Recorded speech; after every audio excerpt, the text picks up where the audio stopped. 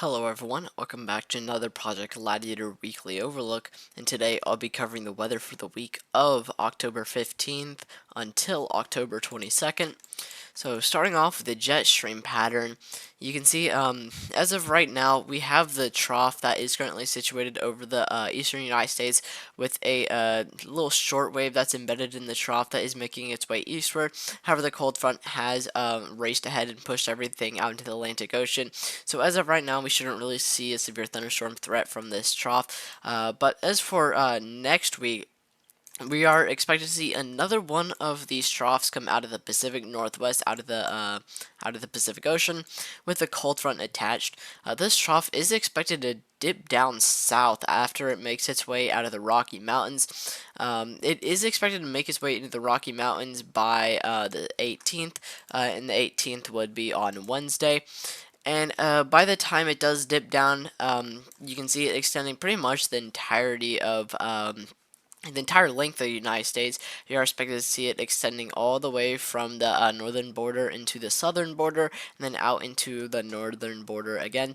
We are expected to see a couple little short waves rotate along this large trough. You can see the first of these short waves is expected to race off into the north. Let me pick a better color that's easier to see. And then you can see we have another one of these short waves come out of this. Another one of those short waves come out of the south and rotate along the trough. And then as it continues to push eastward, we have another short wave come out of the north. However, overall, after the majority of it has pushed out into the Atlantic Ocean, the short wave shouldn't really have any moisture or anything to really interact with anything, so we shouldn't see really a severe thunderstorm threat come out of any of these short waves. Overall, we are expected to see a little bit more of a threat for just rain showers along the cold front than severe thunderstorms. However, we may get a chance for severe thunderstorms later on this week, notably anywhere from Friday until Sunday.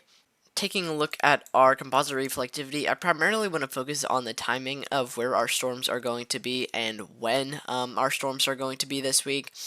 So starting off with the 16th, you can see tomorrow we are expected to see our first impacts from the trough and cold front out across the Pacific Northwest. You can see that cold front leading to a bunch of heavy rain across the Pacific Northwest. And then as the cold front tracks across the Rocky Mountains, anywhere from the 17th until the 18th, we are expected to see the trough and cold front mainly track across the Pacific Northwest, leading to some isolated rain showers across Idaho into Montana. Anywhere in the Pacific Northwest, we could see a little bit of isolated rain showers as the cold front tracks across the Rocky Mountains.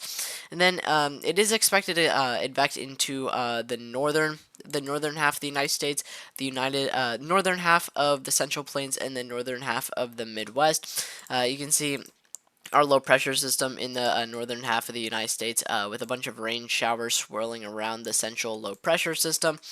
And it is expected to enter the Central Plains by the 18th into the late 17th. However, at this time, we aren't really expected to see any moisture across the Central Plains because the cold front that we saw this week has cleared the majority of it out.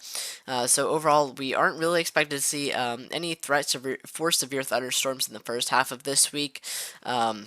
Because of the majority of our moisture being pushed out into the Atlantic Ocean, but we could definitely see some rain showers. For the 18th, we are expected to see some isolated heavy rain showers across the northern half of the United States, mainly across the northern Central Plains and the northern Midwest, and then into the late 18th into the 19th, we are really expected to see that cold front really take form here as a band of rain showers along that frontal boundary, and as the frontal boundary does develop, we are expected to see a little bit more weaker isolated rain showers back behind that cold front with the central low pressure system. However, by the late 18th into the 19th, we are expected to see a band of rain showers extend all the way from the northern Midwest into Wisconsin, out across Iowa, Missouri, into Kansas, and as that tracks eastward, you can really see the prominence in that cold front there with that band of rain showers. And then as this cold front continues to track eastward, making its way into the Ohio River Valley in the 18th, and then into the 20th, the late 19th into the 20th, you can see cold front really start to expand. It's no longer really a thin band of rain showers. You can see a bunch of more widespread rain showers along that cold front. That's because it's going to be the cold front is going to be introduced into a little bit more moisture across the eastern United States.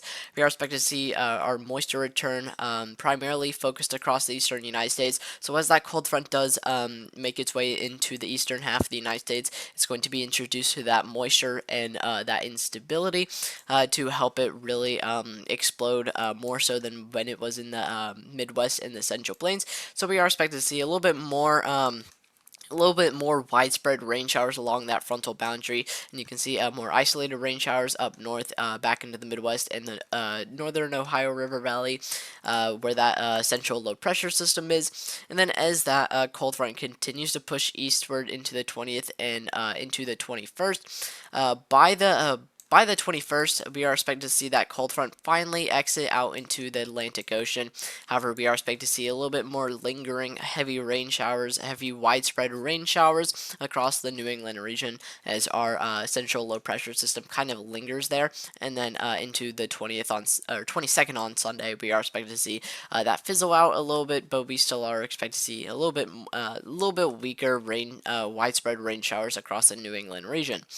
So as I was mentioning, as that cold front is introduced into a little bit more moisture across the eastern half of the United States, that's going to give us the chance for a severe thunderstorm threat anywhere from the 19th into the 22nd.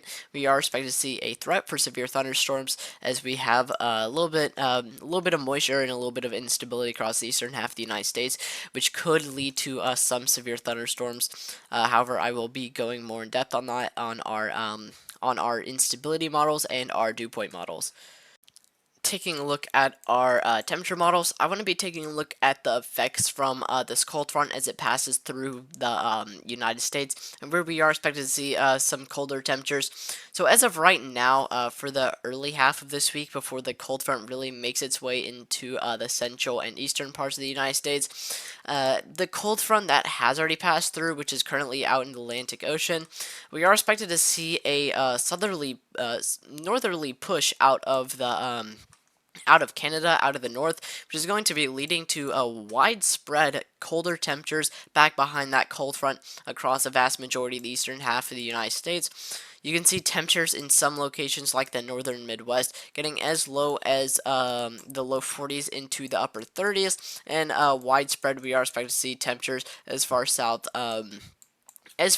as the mid 40s across a very large portion of the eastern half of the United States because of that northerly push.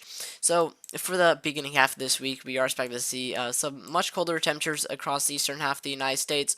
And then as that cold front makes its way out of the Rocky Mountains by the 17th into the 18th, you can see in the Pacific Northwest, it is going to be leading to some colder temperatures in the Pacific Northwest. However, it is a little bit more difficult to see because of the Rocky Mountains out that direction.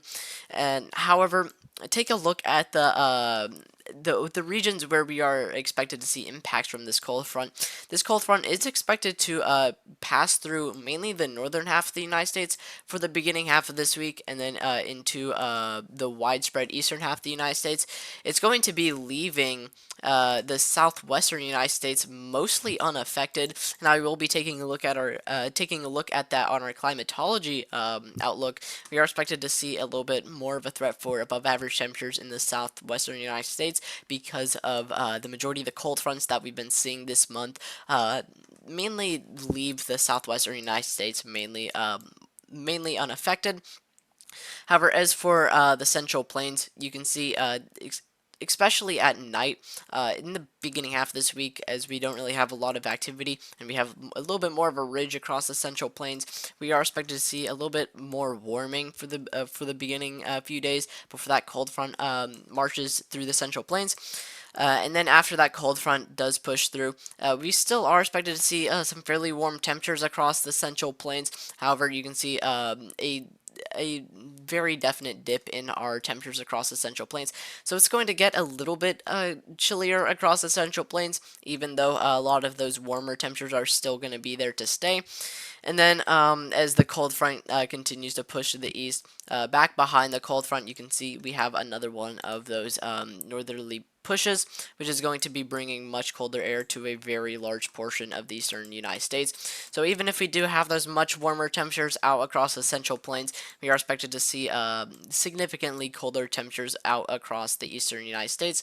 Some models are indicating that we could see temperatures that are going to be getting into the mid to possibly the low 30s across a very large portion of the Ohio River Valley, as far south as Tennessee and North Carolina. Out across the Appalachian Mountains, we are expected to see temperatures that could potentially get below freezing. So it is definitely going to get pretty cold out across the eastern United States this week because of that cold front. Taking a look at our dew point models, focusing on the impacts from the cold front and our moisture return to the eastern half of the United States.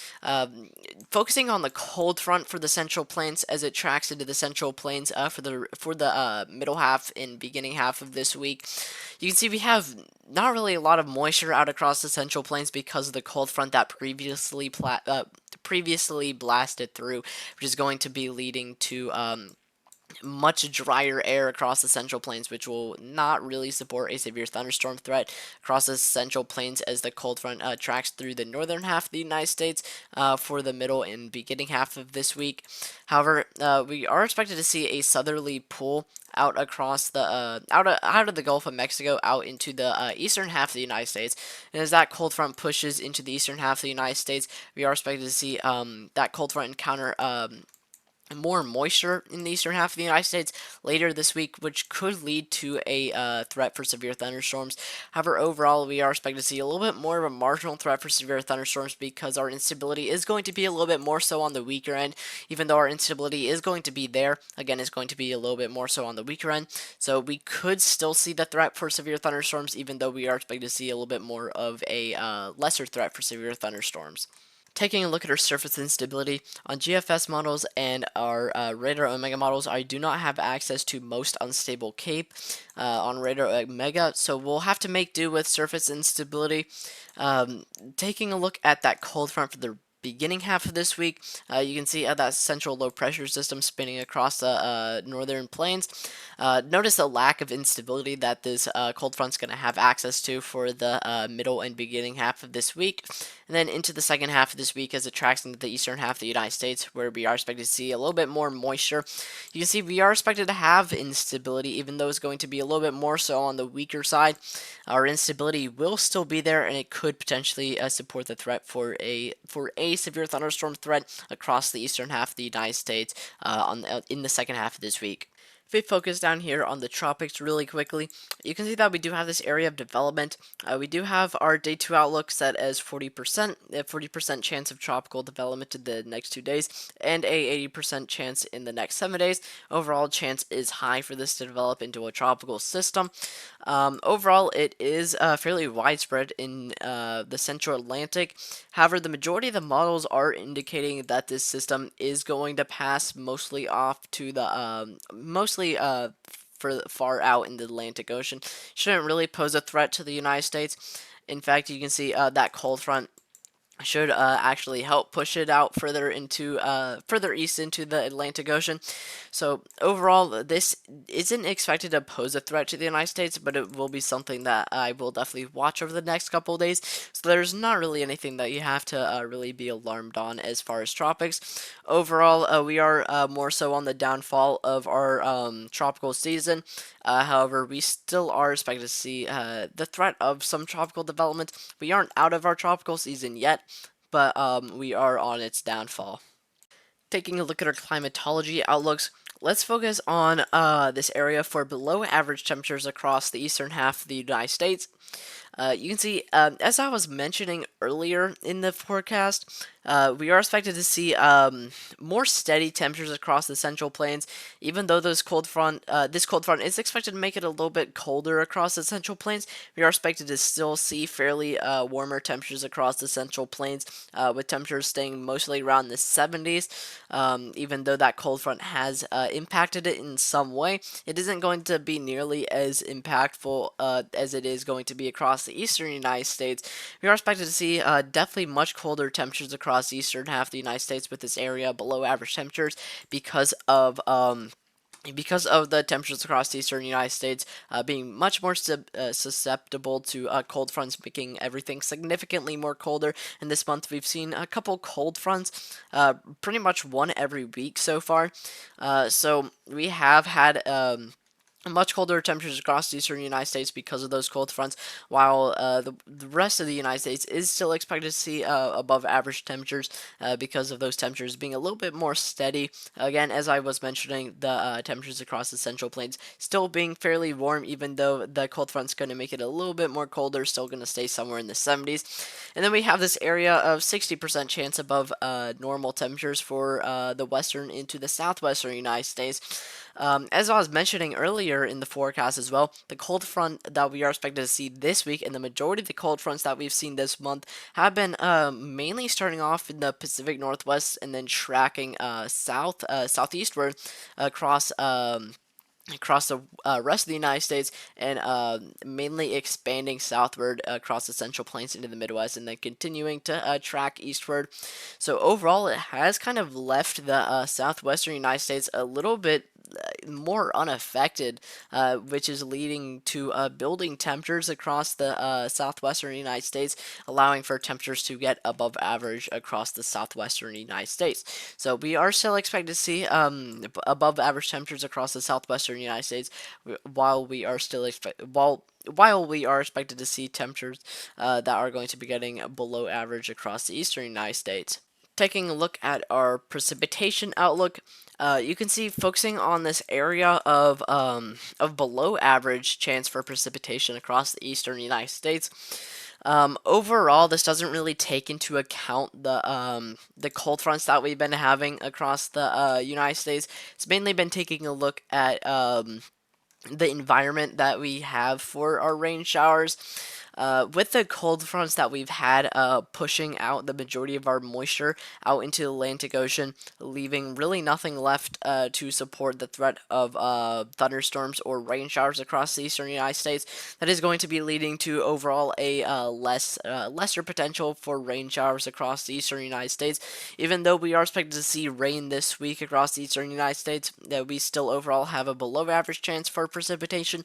But then we have these areas of threat for above average precipitation.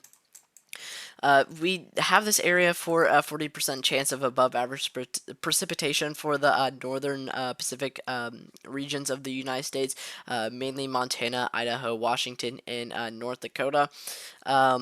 This is going to be because of the majority of our troughs and cold fronts originating somewhere out in Canada or out in the northern Pacific Ocean, and then making their way eastward, leading to some isolated rain showers across the northern Pacific, northwestern Pacific regions of the United States. So that's why that's there. And then we also have this region for above average precipitation across the southwestern United States. This is going to be taking into account this area of tropical development out in the Pacific Ocean.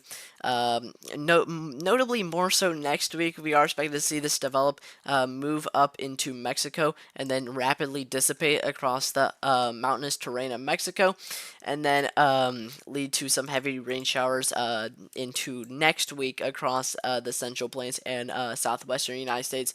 So that's why that's there. If you didn't know, our climatology outlooks is looking at our 6 to 10 day outlook, so it does take into account this week, even though it does go much farther. So it does take into account next week as well.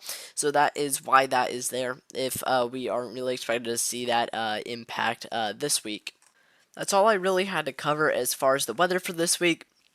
So now that I've told you the weather, please go down to the description and check out the socials for Project Gladiator. Enjoy the Discord for any updates on Project Gladiator, and if you live in any of the areas that I covered for this week, please stay weather alert for the time being.